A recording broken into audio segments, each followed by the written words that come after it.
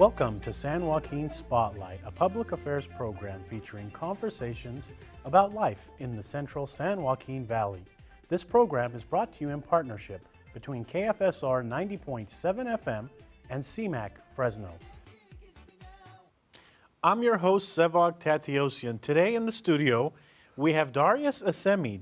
Now, you all have seen Darius around. He was in the media recently because of the Home of Hope, but he's with Granville, so welcome to the program. Thank you, Sevag. Glad to be here. You know, we see the Granville signs everywhere. Right. You have communities all over Fresno County. Talk a little bit about how this started. So my brother started the company in the late 70s. We first started building homes in Madera Ranchos, then eventually moved to the Fresno market and got into production housing, or the Granville Estate series, our track homes in the late 80s. And we've built several thousand homes since then. And tell us the first home you built, the first home you were involved in and you built. You see the thing go up. What are you feeling? So it's, building a home is actually physically building the home in the field for a customer is incredibly rewarding, because you're building their dream home or a home that they're moving into, and actually producing something from the ground up is extremely rewarding.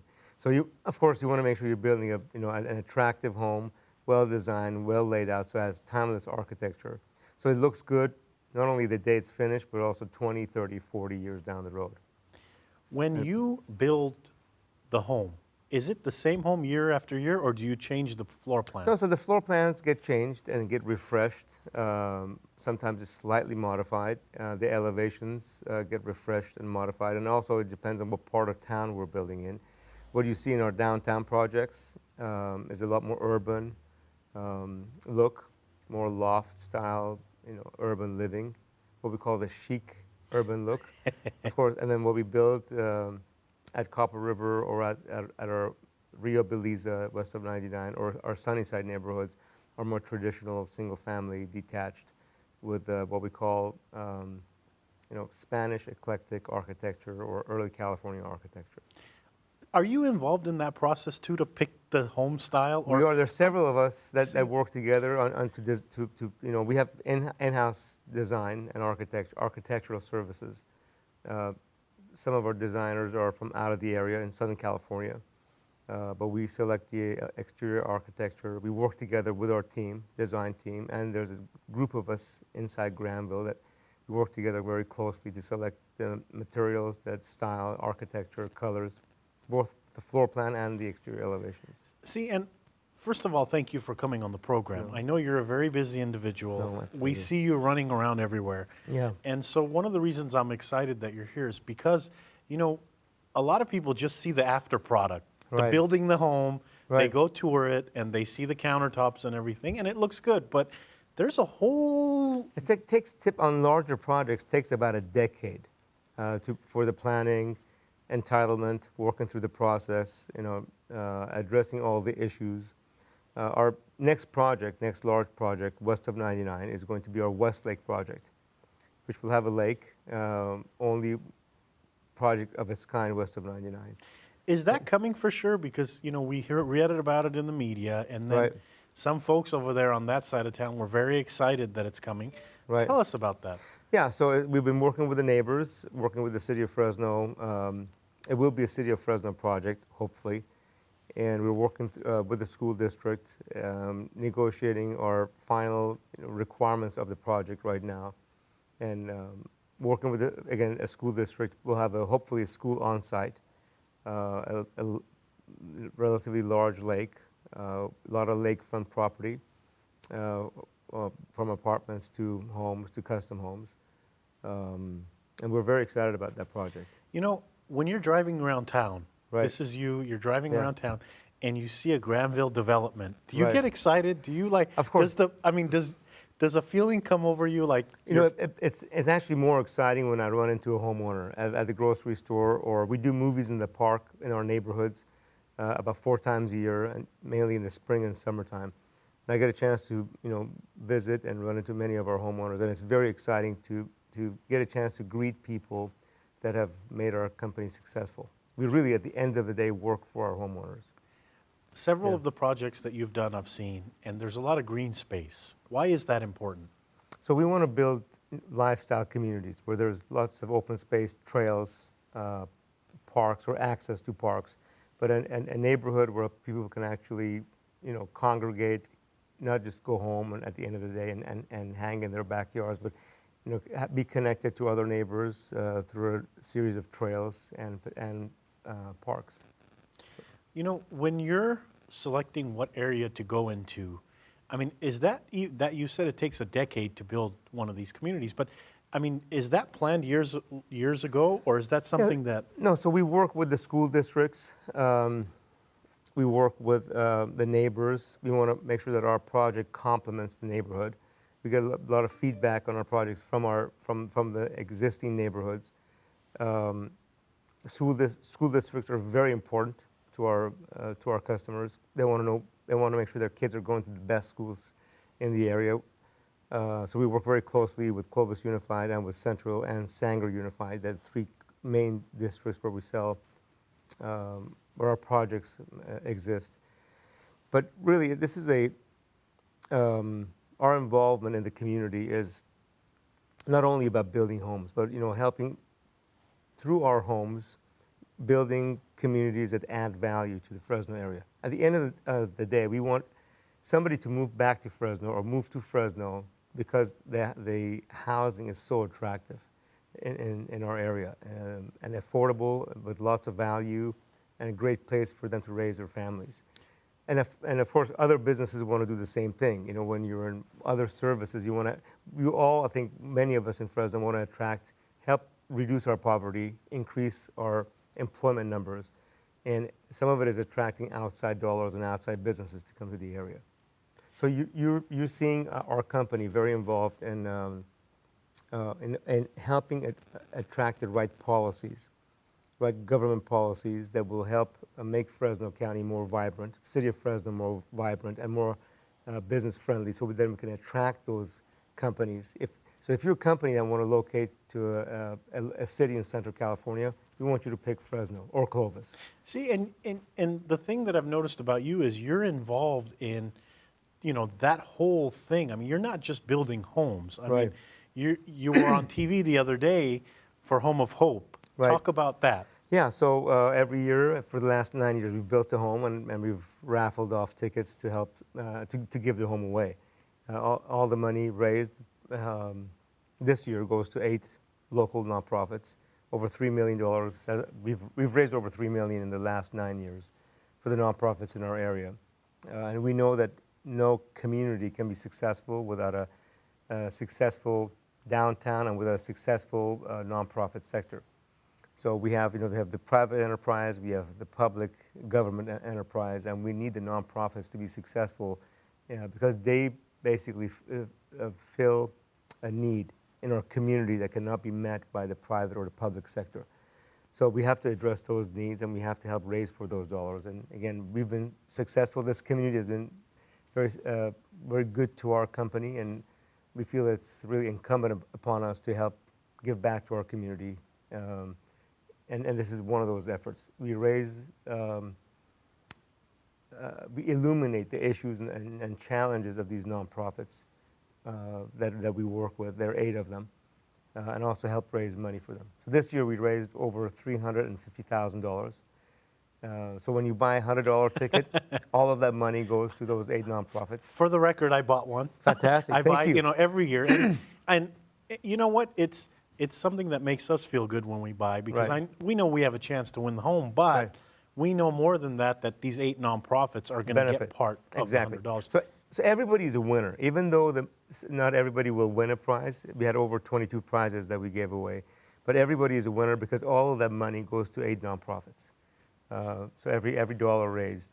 How does it feel when the winner? I mean, see, you're in a unique role because Yeah. you actually talk to the winner. And when you're talking to the winner, what are you feeling? I mean, how does it feel? Like this last one, it was a mother who bought a ticket for the son. That's correct. So talk about that a little bit. Yeah, yes, it was It's obviously very rewarding, and to see the mother who bought a ticket for all their kids, and one of the sons ends up being the winning ticket, which was incredible. He happens not to be working today, or owning a home, so hopefully he'll be in a position to be able to get into this home, pay the taxes, or he can take $100,000 in cash. So either or.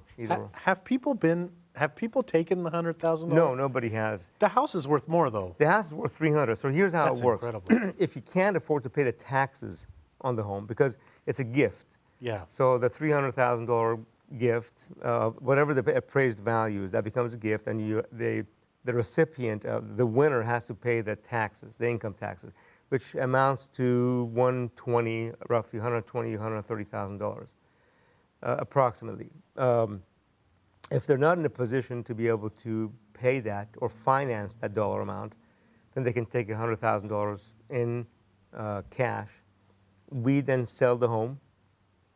Whatever the net proceeds are after paying that person their $100,000, and I believe we end up paying the taxes as well. I'm not 100% sure about the details, but and whatever the balance is that's left over goes again back to the 8 nonprofits. So that's incredible. It's a double whammy for them, and somebody walks away with $100,000 in cash. Downtown, we're sitting here Yeah. in this studio at the Old Met Museum at the CMAX Studios. I understand that there's going to be a future around here of Granville homes and condominiums, or what is the vision for this area? Yeah, so we've built several hundred units in downtown already in the Cultural Arts District, and we have actually our latest project, Crichton Place, opens up July 1st of this year, 2014. It's on the corner of L and San Joaquin. It's 28 townhouse units, 3-bedroom, 2.5-bath, 2-car garage, a little over 1,400 square feet.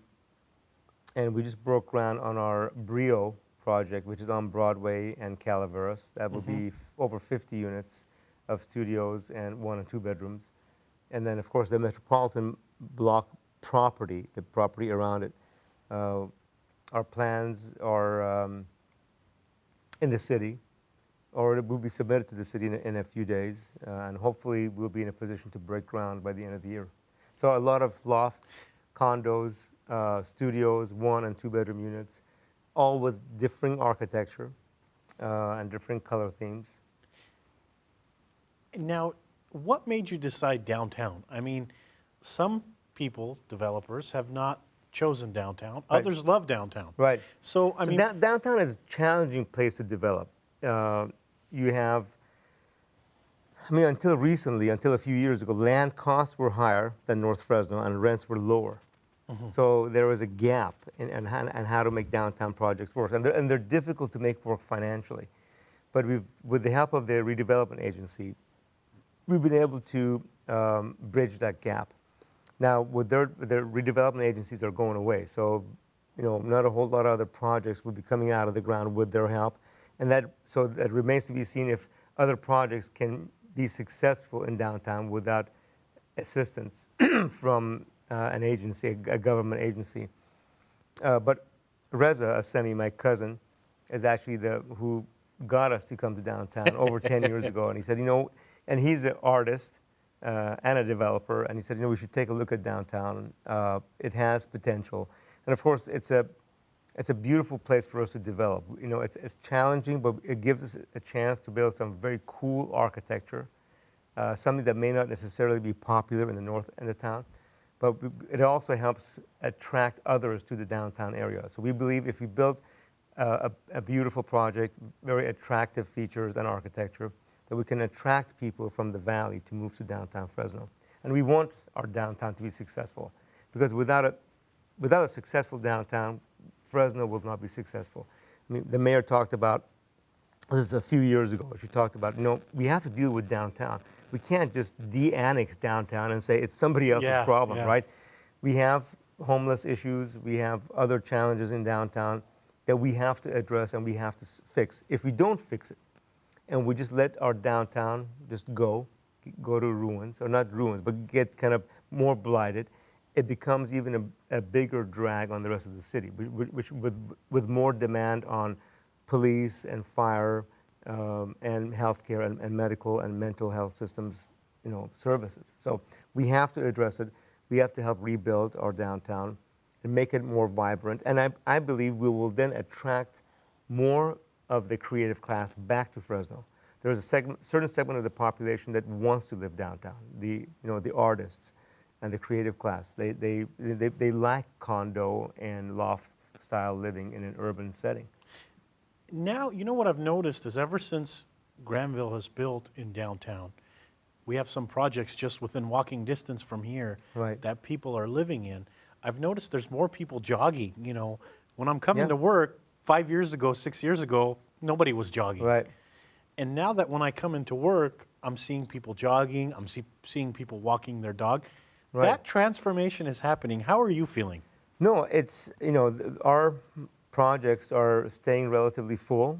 I don't have the exact number, but over 400 people live in our projects. That's incredible. And these are market rate units, which means that these are people with discretionary income. And of course, we need those numbers to go up substantially for the revitalization of downtown. Our numbers, we think that if there's 2,500 new market rate units built in downtown, that in itself will help revitalize. Because then there'll be enough discretionary income to put demand on grocery stores, entertainment, and the services, whether it's a nail salon, hair salon, place to take your dogs, laundromat, so on and so forth. There's this misconception out there that the developers make millions of dollars, develop a project, and head out. Right. Things aren't that golden. The reason you don't see too many developers in downtown is because it's difficult to make these projects work financially. I think given an option, most people would want to live close to within walking distance of all the amenities, right? Such as River Park. I mean, you look at what Mr. Cashin has done, and then the Zinkin family has done in North Fresno, really on the Blackstone Knees corridor. There's, incredible amount of amenities, right? And a great school district. So there's lots of apartments around those shopping centers that are doing very well. They're very vibrant. Downtown, a little bit more challenging. The question is, what do you do after 5 o'clock? Right. Right. Right. Now we have 50,000 people that work downtown, between healthcare, the hospital, government, and the courts. But because we lack some of the amenities, they fly back up to other parts of the town, whether it's north, northwest, northeast, or just east of town, because those amenities, they want to be close to shopping and the schools where their kids go to. That is slowly beginning to change. And we just need, it's that chicken and the egg. People will not come to downtown unless you have the services, and the services will not come unless there's enough people. So we need to attract the creative class and those of us that want to actually live downtown. We want to create an opportunity in housing for those folks to actually move down here. And I believe we're doing that. You can't do it too quickly because the demand is not as high. But it's happening between several of us. There are several developers that are building in downtown. You mentioned the Cash-ins and the Zinkins. Right. I mean, do you know that the Assemi family has a good name out there? I mean, see, when I come across you, you're a very humble person. No, I mean, you're very humble. You're down. You're reality. But you all have done some tremendous things, and your name is up there with the rest of them. Do you see that, or you don't? We're just really, again, this community has been very good to us, and we are just glad to have the opportunity and the resources to be part of our downtown revitalization. I mean, we have several great developers in our area that have built great projects, from residential to commercial to, look at those two families you mentioned. They've built great shopping centers that have added a lot of value. The Tateosian family has built great projects in downtown. Tom Richards, has built several gorgeous buildings. The Security Bank building, Right. Which is and Mr. Bruno, Tom's partner. there are really many great developers that have done beautiful work downtown. We happen to be one of the developers that does the residential in downtown. And of course, we have the larger developers that are doing the big shopping centers. In general, outside of downtown, the Granville homes, when I think of Granville, I think of homes that are quality-wise up there. I mean, so talk a little bit about the quality of your homes. Well, really, that's for our customers to judge, right? But I can say this, that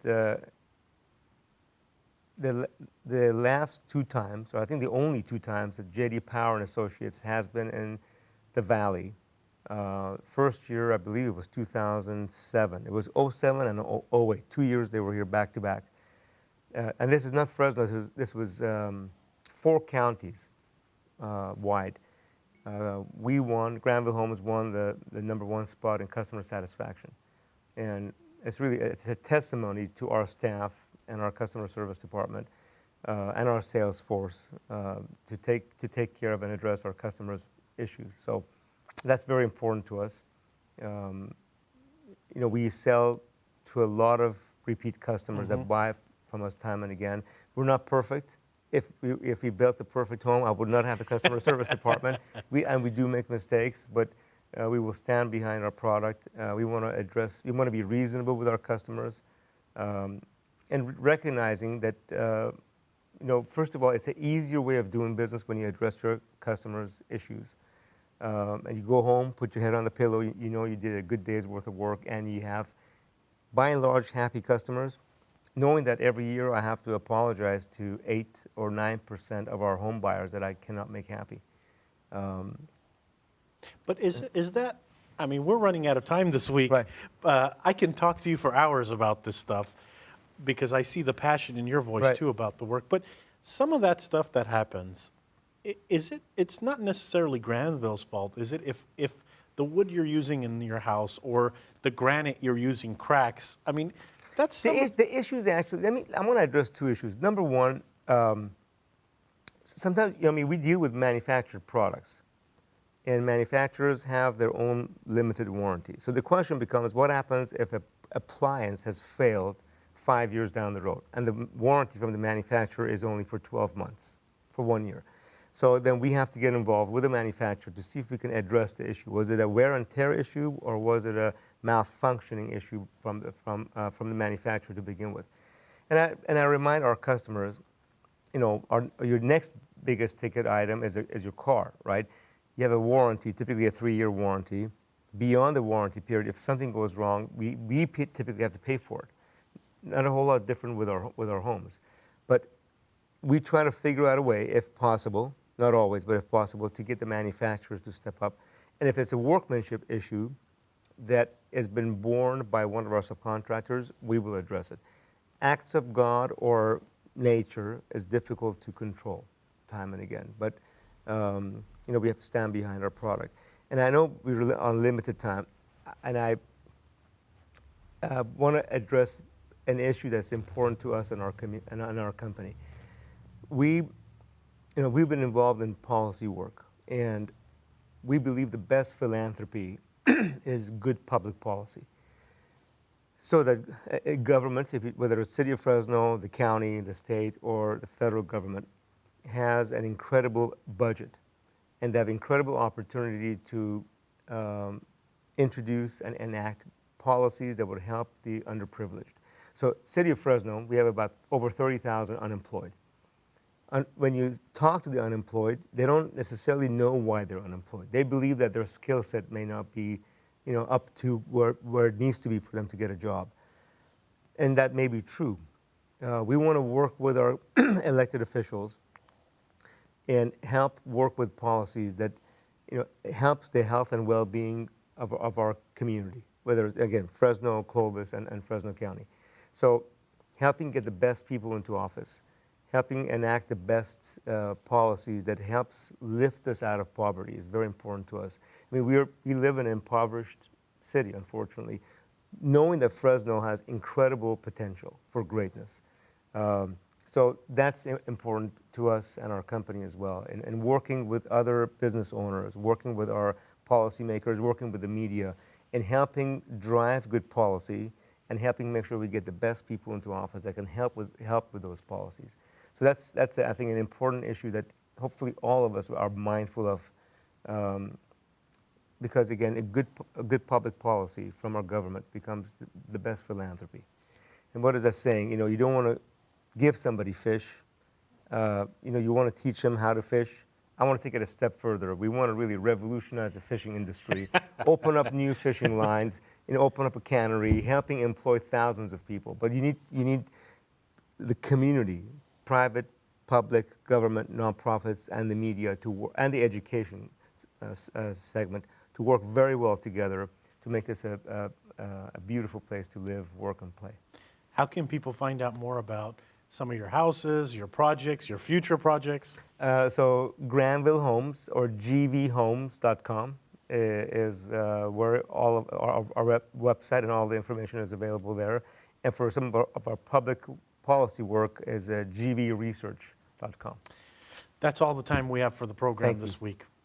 That's all for this edition of San Joaquin Spotlight. Our guest this week has been Darius Assemi. Darius is with Granville Homes, and they just gave away their home of hope. To our audience members watching this program on Comcast 93 and AT&T 99, thank you for tuning in.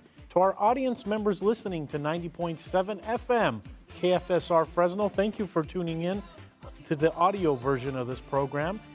And thank you to the volunteers in the studio that make this production happen every week. We wouldn't have a show without you behind the cameras and in the studio. That's all for this edition. I'm your host, Sevag Tateosian. We'll be back next week with a new edition.